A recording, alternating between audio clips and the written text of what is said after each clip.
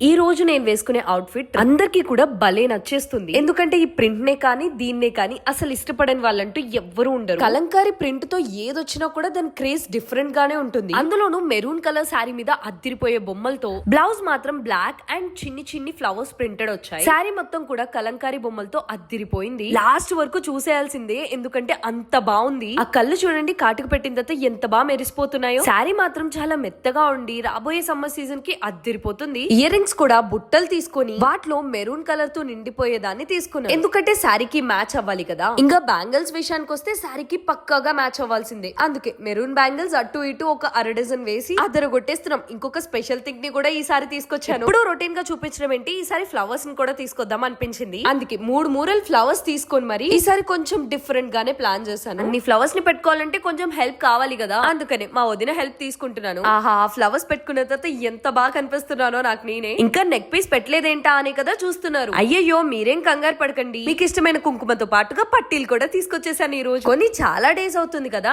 అసలు వాడడమే లేదని ఈసారైనా వాడదామని తీసాను. చూడ్డానికి ఎంత బాగున్నాయో తెలుసా. ఇంకా లేట్ చేయకుండా ఫైనల్ అవుట్పుట్ అయితే చూసేద్దాం. ఎప్పుడులా కాకుండా ఈ రోజు చాలా డిఫరెంట్ గా చాలా బాగా అనిపిస్తుంది. హెయిర్ స్టైల్ కూడా అద్దిరిపోయింది. ఈ అవుట్ఫిట్ మీకు నచ్చిందని అనుకుంటున్నాను.